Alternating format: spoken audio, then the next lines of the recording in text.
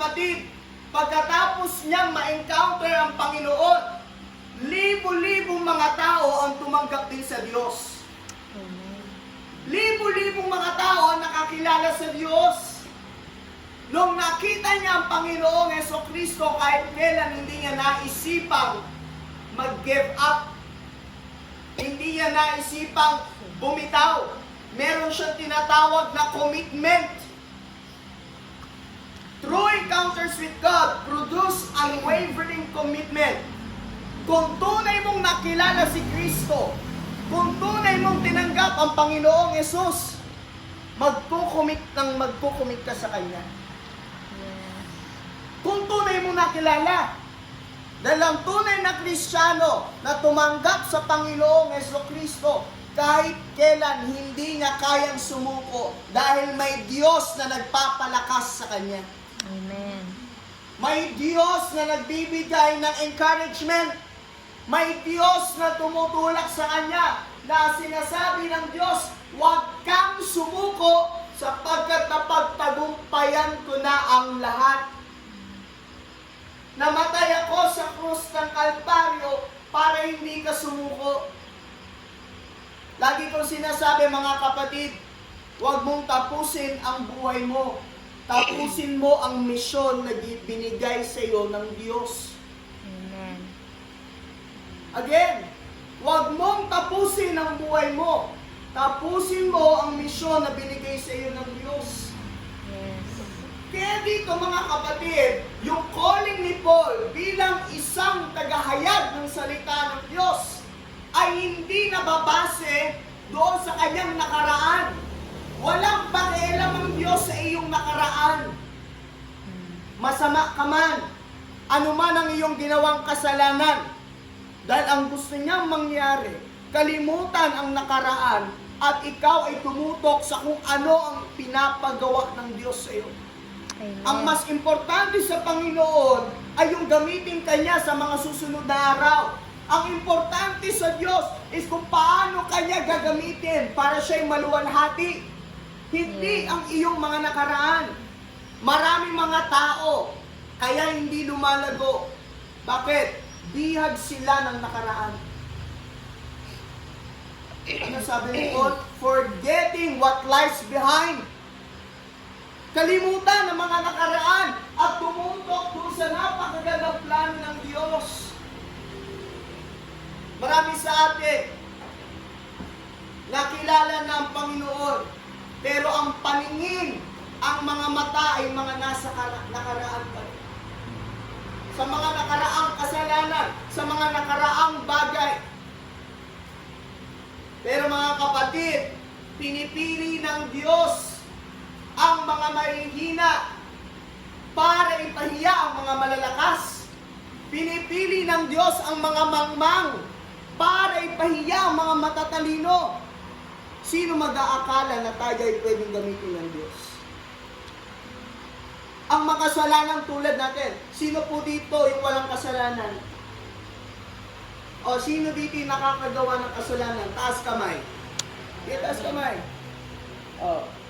Araw-araw, di ba? Tama? Yes. O sa mga bata, nag-iisip na kung paano kukupit. Di ba? O minsan naman yung mga marites. Kasi yung mga magmarites dito. O, di ba? Di ba? O, tapon! O, Marites ka di ay ha? marami! Marami! Ha? Marites na dito. Good Marites. Good Samaritan. Good Samarites. Imbes Good Samaritan. Good Samaritan. Diba? Pero mga kapatid, araw-araw tayo nakakagawa ng kasalanan. Tama?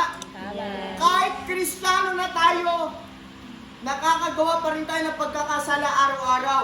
Pero ang Diyos hindi doon nakatingin. Ang Diyos nakatingin sa kung paano Kanya gagamitin. Dahil kung ang Diyos nakatingin sa ating mga kasalanan lamang para tayo ay mapunta sa kalangitan, walang makakapasok sa langit. Tama. Yes. Pero ang Diyos nakatingin doon sa kabanalan ni Kristo Amen. na kung tanggapin natin ang Panginoong Jesucristo bilang Panginoon, tagapagligtas, Diyos at Hari ng ating buhay, ang ating mga kasalanan noon, ngayon at magpakailanman ay nilinisin ng Panginoong Jesucristo sa pamamagitan ng kanyang banal na dugo. Amen. At ang makikita ng Amang nasa langit ay yung kabanalan ni Kristo na nasa atin.